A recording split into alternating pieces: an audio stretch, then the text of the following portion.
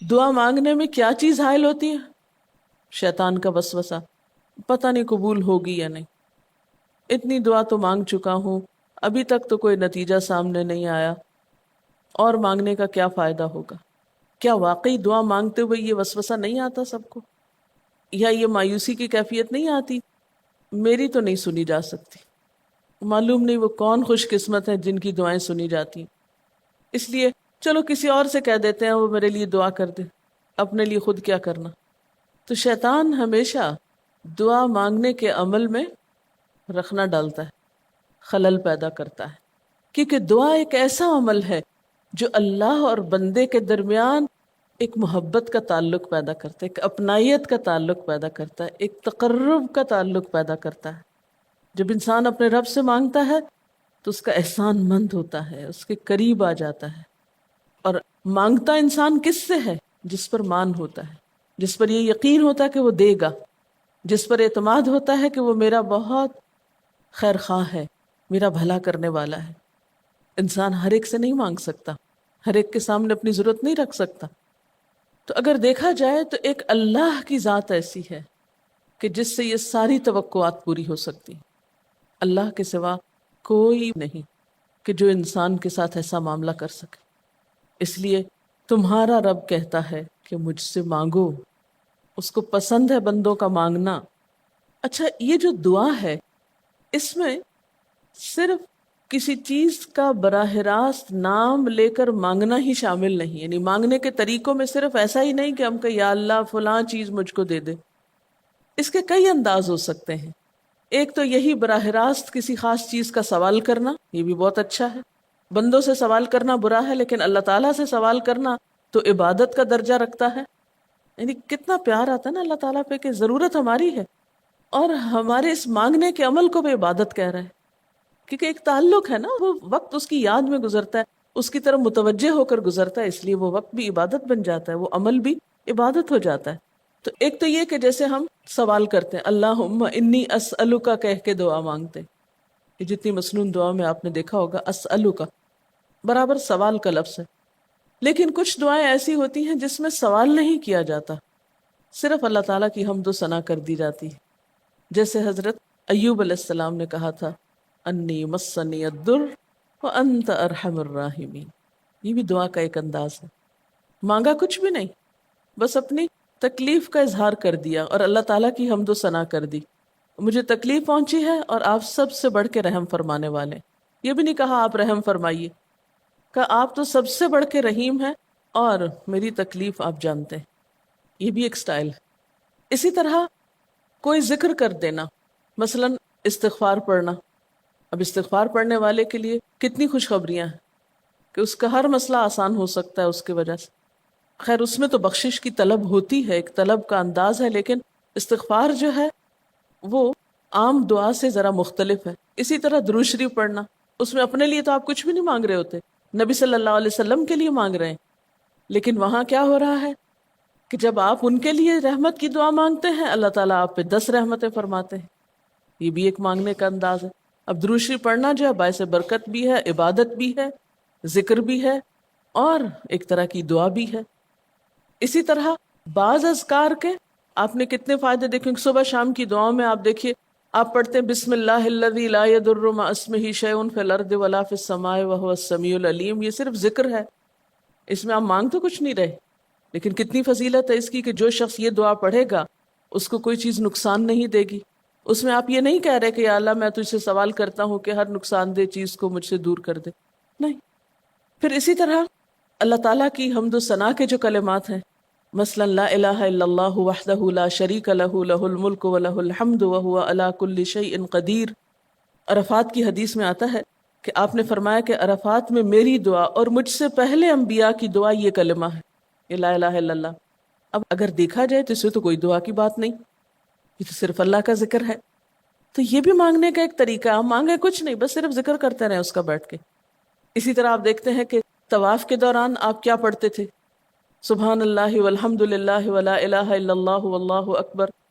اب یہ دعا تو نہیں، یہ تو ذکر ہے اللہ کا۔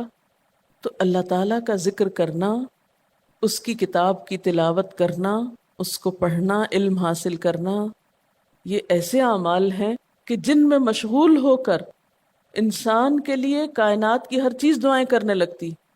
طالب علم کے لیے بہت سی مخلوق دعائیں کرتی. آپ مشغول ہو گئے کسی اور کام میں، خدمت خلق میں یا علم حاصل کرنے میں، اور اللہ تعالیٰ کی مخلوق شروع ہو گئی آپ کے لیے دعائیں کرنا. عرش والے فرشتے آپ کے لیے دعائیں کرنے لگتے ہیں اگر آپ ایمان لا کر اچھے کام شروع کر دیں. تو اللہ سے مانگنے کے مختلف انداز ہیں، ڈائریکٹ مانگنا بھی اور مختلف عبادات کرنا بھی. اسی طرح وَاسْتَعِینُوا بِالصَّبْرِ وَالصَّلَاةِ، مدد مانگو صبر اور نماز سے.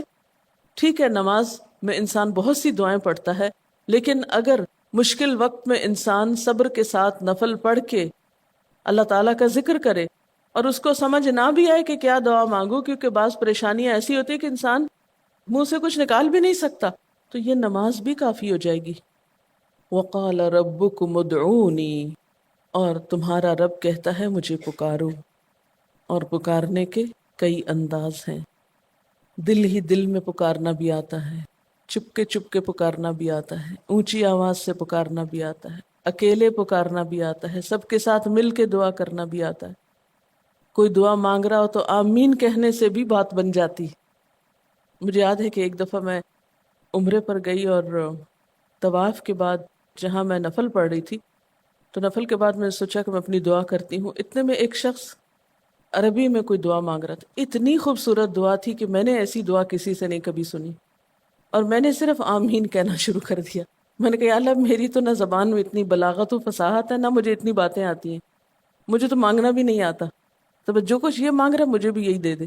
میں نے صرف آمین آمین آمین کہنا شروع کر دیا. یہ کتنا بڑا اس کا احسان ہے کہ ہم آمین کہہ کے بھی شامل ہو جاتے ہیں دوسروں کی دعاؤں میں. تو اسی لیے دعا کو عبادت کا نچوڑ کہا گیا، کریم، خلاصہ، ساری عبادت کا اوپر کا حصہ. اور ویسے بھی اگر دیکھا جائے تو ہر نماز میں بہت سی دعائیں ہیں. ہر موقع کی اللہ کے رسول صلی اللہ علیہ وسلم نے مختلف طرح کی ہمیں دعائیں سکھائی ہیں. سویرے جو آنکھ کھلتی ہے، سویرے کے اگر آدھی رات کو بھی کھلتی ہے، اس کی بھی دعا ہے. اس وقت سے لے کر کوئی کام ایسا نہیں دین کا یا دنیا کا، اچھا یا برا، جس کے لیے کوئی نہ کوئی دعا نہ موجود ہو. یعنی اتنا خوبصورت عمل ہے دعا مانگنا کہ جس کے لیے کسی خاص چیز کی قید بھی نہیں کہ کہیں بند کے بیٹھو تو ہی مانگو، کہیں پہنچو تو مانگو. نہیں، کہیں بھی مانگو، دن کو مانگو یا رات کو مانگو، کھڑے ہو کے مانگو یا بیٹھ کے مانگو، چلتے پھرتے مانگو یا چپ کے مانگو، منہ سے بولو بھی نہیں اور دل ہی دل میں مانگو تو بھی وہ سن لیتا ہے. کسی بھی طرح مانگ سکتے ہو، کہیں بھی مانگ سکتے، کچھ بھی مانگ سکتے ہو. اس لیے وقال ربکم ادعونی استجب لکم، تمہارا رب کہتا ہے مجھ سے مانگو، میں تمہاری دعا قبول کروں گا. اور آپ کو پتہ ہے کہ ربکم یہ صرف مسلمانوں کا رب نہیں، رب تو ساری مخلوق کا ہے. کافر کا رب بھی وہی ہے، خواہ وہ مانے یا نہ مانے. اس لیے قبولیت دعا کے لیے مسلمان ہونا بھی شرط نہیں. اگر کوئی کافر بھی اللہ کو پکارتا ہے، اپنے رب کو پکارتا ہے، تو وہ اس کی بھی سنتا ہے. اور خصوصاً اگر وہ مظلوم ہو، کسی نے اس پہ ظلم کیا ہو، تو وہ فریاد فوراً اوپر پہنچتی ہے، خواہ وہ مسلمان نہ بھی ہو. اس لیے یہ جو دعائیں ہیں یہ آپ سب کو بتا سکتے ہیں، مسلم نان مسلم سب کو سکھا سکتے ہیں، تاکہ وہ اپنے رب کو پکارے اور رب ان کو ہدایت دے. اور پھر آپ دیکھیں گے کہ دعا کے ذریعے جو اللہ تعالیٰ پر اعتماد بیٹھتا ہے، اور اگر وہ خصوصاً یہ کہ جلدی قبول ہو جائے، تو اس وقت جو ایک خصوصی شکر کی کیفیت آتی ہے. لیکن یہ کہ مایوس نہیں ہونا. بات میں یہ کر رہی تھی کہ اس کے لیے کوئی شرط نہیں کہ کوئی شخص بہت نیک مسلمان ہو یا بہت اچھا مسلمان ہو، وہ تو گناہ گاروں کی بھی سنتا ہے. اس لیے بعض اوقات لوگ جب مایوس ہونے لگتے ہیں نا کہ ہم تو بہت گناہ گار ہیں، ہماری نہیں سنی جائے گی، تو انہیں مایوس نہیں ہونا چاہیے. مایوس ہو کے کہاں جائیں گے سننے؟ کس سے مانگنے جائیں گے؟ ان کو بھی پکارنا چاہیے، خواہ کوئی کیسے بھی گناہ میں ڈوبا ہوا، کیسی بھی حالت میں ہو، اور اس کے لیے بھی مانگنا چاہیے. حتیٰ کہ کافر جب تک زندہ ہے، اس کی صحت کے لیے، اس کی ہدایت کے لیے، اس کی خیرخواہی بھلائی کے لیے بھی آپ خوب دعائیں مانگ سکتے ہیں. آپ صلی اللہ علیہ وسلم ابو جہل کے لیے بھی دعا کرتے تھے، یا حضرت عمر کے لیے کہتے تھے کہ ان دونوں میں سے کسی ایک کو تو ضروری ہدایت دے۔ تو دعا ہر حال میں فائدہ دیتی ہے، ان مصیبتوں میں بھی فائدہ دیتی ہے جو اتر چکی ہیں، ان میں بھی دیتی ہے جو نہیں اتری۔ دعا تو ابلیس کی بھی قبول ہوئی تھی، اس نے قیامت تک زندگی کی دعا مانگی تھی، اس کی بھی قبول کر لی گئی۔ اس نے کہا تھا قال انظرنی الی یوم یبعثون، قیامت تک کے لیے مجھے مہلت دے کہ میں انسانوں کو بٹکا سکوں۔ تو اللہ تعالیٰ نے کہا جاؤ، تمہیں مہلت دی گئی۔ اس لیے یہ خیال تو اپنے دل سے سب نکال دیں کہ ہماری دعا نہیں قبول ہوتی، سب کی ہو سکتی، شرط یہ ہے کہ آپ واقعی دعا مانگ رہے ہوں۔ ہاں، جو غافل دل سے مانگے اس کی نہیں قبول ہوتی، کیونکہ وہ مانگ نہیں رہا، وہ تو بس صرف ایک فرض پورا کر رہا ہے، وہ بظاہر دیکھنے میں مانگنے کا عمل نظر آ رہا ہے لیکن حقیقت میں مانگ نہیں رہا۔ تو حدیث میں آتا ہے کہ اللہ تعالیٰ غافل دل کی دعا نہیں قبول کرتا۔ بس کچھ ادب یہ ضرور سکھائے گئے کہ انسان قطع رحمی کی دعا نہ کرے، گناہ کی دعا نہ کرے، غلط کاموں کی دعا نہ کرے، اور پھر ساتھ یہ کہ دعا کرنے کے بعد مایوس نہ ہو، دعا میں جلد بازی نہ کرے، کیونکہ اللہ تعالیٰ نے قبولیت دعا کا وعدہ کر رکھا ہے۔ استجب لکم، میں قبول کروں گا تمہاری دعائیں۔ ہاں، یہ ضرور ہے کہ قبولیت کی شکلیں مختلف ہوتی ہیں۔ بعض اوقات تو انسان کو بالکل وہی مل جاتا ہے جو وہ چاہتا ہے، بعض اوقات وہ نہیں ملتا جو وہ چاہتا ہے، بلکہ وہ دے دیا جاتا ہے جو اس کو زیادہ ضرورت ہوتا ہے۔ یعنی ہمارا تو علم اتنا محدود ہے نا، ہم ایک چیز مانگ رہے ہوتے ہیں جو ہمارے حق میں کوئی زیادہ اچھی نہیں ہوتی، اللہ تعالیٰ ہمارے لیے ہم سے بڑھ کر مہربان ہے، وہ ہمیں وہ نہیں دیتا بلکہ وہ دیتا ہے جو ہمیں اس سے زیادہ فائدہ دے سکتا ہے۔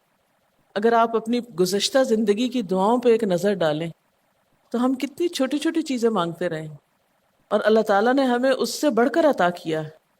ہم سب کو جو اللہ تعالیٰ نے دین کی سمجھ دی یا دین کو سیکھنے کا شوق دیا، ضروری نہیں کہ ہم سب نے یہ مانگا ہی ہو کہ اللہ تو ہمیں موقع دینا اپنے دین کو سیکھنے کے لیے، سکھانے کے لیے، لیکن یہ ضرور ہو سکتا ہے کہ ہم زندگی میں کچھ اور مانگتے رہے اور ہمیں وہ نہیں ملا، یہ نعمت مل گئی اور وہ ہمارے حق میں زیادہ بہتر ہو گئی، اور یہ ہو سکتا تھا کہ ہمیں وہ چیز مل جاتی، اور آج ہم اس چھوٹی سی چیز کو لے کر اس کا شوق بھی پورا کر چکے ہوتے ہیں، اس کی ساری اٹریکشن ختم ہو چکی ہوتی، کیونکہ دنیا کی کوئی چیز ایسی نہیں جس کی اٹریکشن ختم نہ ہو جائے یا جس کی ویلیو گھٹ نہ جائے، جو پرانی نہ ہو جائے۔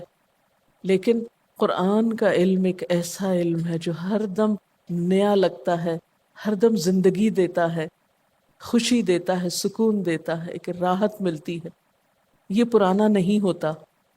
پھر اسی طرح یہ بھی ہوتا ہے کہ بعض اوقات انسان کی کوئی آفت ٹال دی جاتی، آپ مانگ رہے ہیں رزق، تو وہ رزق میں برکت تو نہیں ہوتی مثلاً، لیکن کوئی بیماری آپ سے ٹال دی جاتی کہ خدا نخواستہ آپ کو اگر مال مل بھی جائے اور ایسی بیماری لگ جائے کہ سارا مال اس میں ڈوب جائے، تو مال بھی گیا اور تکلیف الگ۔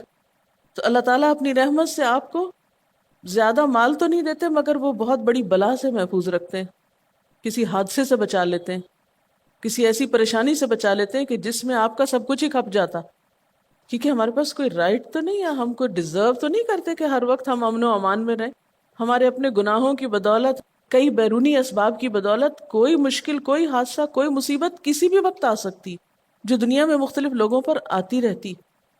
ہم ہر امن ڈیزرو تھوڑی کرتے ہیں، یہ تو اللہ کی عنایت اور رحمت اور نعمت ہے کہ وہ جو ہمیں دیے ہوئے یہ، اور یہ عین ممکن ہے کہ ہم کوئی اور دعا مانگتے ہوں اور اللہ تعالیٰ اس کی بجائے ہمیں عافیت میں رکھے ہوئے ہو، ایک پرسکون زندگی دیے ہوئے ہیں ہمیں، کہ ہمارے ہاتھ پاؤں سلامت ہیں، ہم بول سکتے ہیں، ہم دیکھ سکتے ہیں، ہم کھا پی سکتے ہیں، ہم چل پھر سکتے ہیں، ہم کسی کے محتاج نہیں ہیں۔ کتنا بڑا احسان ہے اس کا۔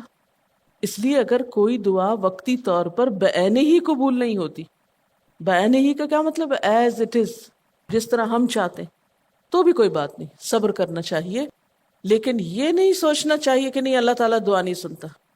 ایک اور جگہ پر بھی فرمایا وَإِذَا سَأَلَكَ عِبَادِي عَنِّي فَإِنِّي قَرِيبٌ أُجِيبُ دَعْوَةَ الدَّاعِ إِذَا دَعَانِ فَلْيَسْتَجِيبُوا لِي وَلْيُؤْمِنُوا بِي لَعَلَّهُمْ يَرْشُدُونَ۔ جب میرے بندے آپ سے میرے بارے میں سوال کریں تو آپ بتا دیجئے کہ میں قریب ہوں، بہت قریب ہوں۔ اجیب دعوت الداعی، میں پکارنے والے کی پکار کا جواب دیتا ہوں۔ استجب لکم، قبول کرتا ہوں. یہ ایسے دل کے بہلانے کے لیے نہیں کہا گیا، یہ حقیقت ہے، یہ سچ ہے. اس پر ہمارا ایمان اور یقین ہونا چاہیے پختہ، اور اس کو چھوڑ کر اوروں کے پاس نہیں جانا چاہیے، کسی اور سے نہیں مانگنا چاہیے، صرف اسی سے مانگنا چاہیے، کیونکہ یہ عبادت بھی ہے اور پھر وہ ہر چیز دینے کے قابل بھی ہے. اس کی قدرت، اس کا علم، اس کی رحمت ہر چیز پہ چھائی ہوئی ہے. اس لیے اس سے مانگتے چلے جاؤ، اور پھر کبھی ایک انداز سے، کبھی دوسرے انداز سے، کبھی تیسرے انداز سے، لیکن اس سے ہمیشہ اچھی امید رکھو. لا تقنطوا من رحمت اللہ. لیکن اس کے ساتھ ساتھ ہمیں کچھ فارمل آداب بھی سکھائے گئے ہیں. ایٹ ٹائمز ان کا بھی لحاظ رکھنا چاہیے. یعنی ہر وقت دعا مانگنے کے لیے فارمل انداز اختیار کرنے کی ضرورت نہیں ہے. مثلا صبح شام کے اذکار ہیں، چلتے پھرتے آپ پڑھ سکتے ہیں. اب مثلا باتھ روم میں داخل ہونے کی دعا ہے تو اب آپ پہلے سے تسبیح اور درود شریف تو نہیں اس کے پڑھیں گے، یا نکل کے وہ ساری فارمیلٹیز تو نہیں پوری کریں گے جو دعا کے اول آخر کی جاتی ہیں عموماً، جو فارمل دعا مانگی جاتی. تو ایٹ ٹائمز آپ بس ڈائریکٹ دعا مانگ لیں، ایٹ ٹائمز آپ پوری فارمیلٹیز کے ساتھ مانگ لیں.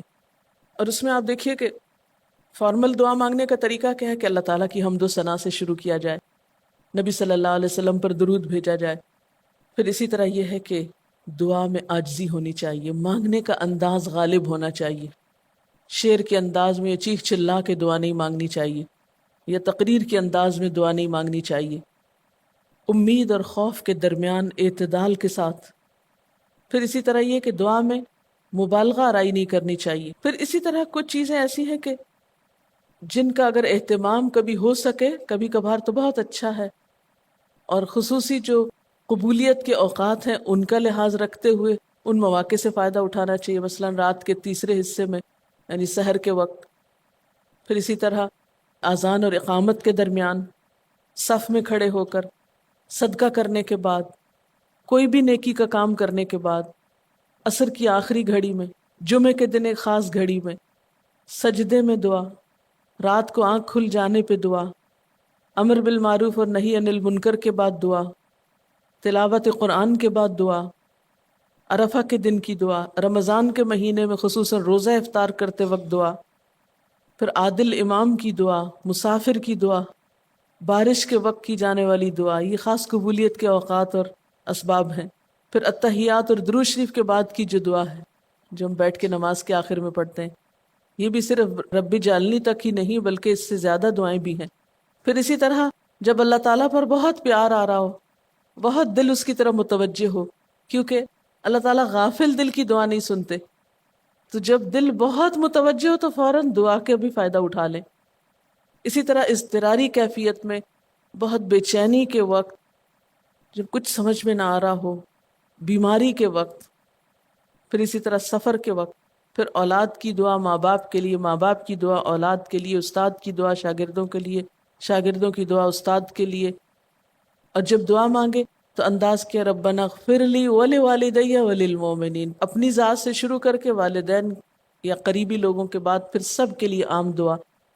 پھر اسی طرح وضو کے بعد کی دعا، کعبہ کو دیکھتے وقت جب پہلی نظر سے دیکھیں، پھر حتیم کے اندر، پھر سعی اور طواف کرتے وقت دعائیں پڑھنا، پھر مزدلفہ میں. لیکن یاد رکھیے کہ ان قبولیت کے خاص مواقع اور مقامات کے علاوہ دعا تو کسی بھی وقت کی جا سکتی اور کوئی بھی گھڑی قبولیت کی گھڑی ہو سکتی.